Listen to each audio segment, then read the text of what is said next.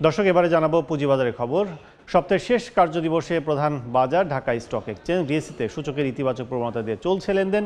সবশেষ পরিস্থিতি জানাতে সরাসরি নিয়ে যাচ্ছে ডিএসসির ওয়েবসাইটে।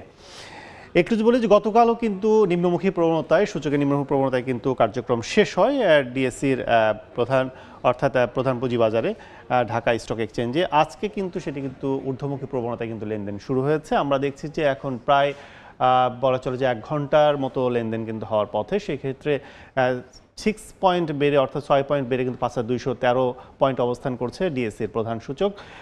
এছাড়া 1 পয়েন্ট বেড়ে কিন্তু ডিএসসি সরিয়া সূচক অবস্থান করছে 1159 পয়েন্টে। 6 পয়েন্ট বেড়ে বিশেষায়িত ডিএসসি 13 সূচক অবস্থান করছে, আমরা দেখছি যে 1888 পয়েন্টে।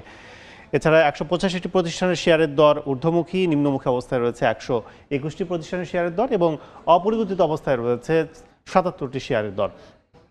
আর বাজার হাতবদল হয়েছে এখন পর্যন্ত শেয়ারের সংখ্যা আমরা দেখছি 57,166টি এবং যার বাজার মূল্য আমরা দেখছি 192 কোটি টাকা এবং 83 লাখ টাকা, 92 কোটি 183 লাখ টাকা। এছাড়া টপ 20 যদি বলি আমরা, শীর্ষ 20টি প্রতিষ্ঠানে যে প্রতিষ্ঠানগুলো তাদের শেয়ার হাতবদল হচ্ছে, সেক্ষেত্রে শুরুতে আমরা দেখছি শাহিনপুকুর সিরামিক্স প্রতিষ্ঠানটি তাদের শেয়ারের দর এখন পর্যন্ত দেখছি 26 টাকা 30 পয়সা, সর্বোচ্চ ছিল 27 টাকা 10 পয়সা। 2 নম্বর অবস্থানে রয়েছে একমি পেস্টিসাইড প্রতিষ্ঠানটি, তাদের শেয়ার দর বিক্রি হচ্ছে 15 টাকা 90 পয়সা। তো 3 নম্বরে রয়েছে সালাম, 4 নম্বরে ওরিয়ন ইনফিউশন, 5 নম্বরে রয়েছে গোল্ডেন সন। সেক্ষেত্রে সব কিছু বলা চলে যে শেষ কার্যদিবসে অনেকটাই পুঁজিবাজারে যারা বিনিয়োগ করছেন তাদের সহবান্ধব হিসেবে কিন্তু আজকে লেনদেন অনেকটা চলছে। তো এই ছিল এখন পর্যন্ত ডিএসসি সবশেষ।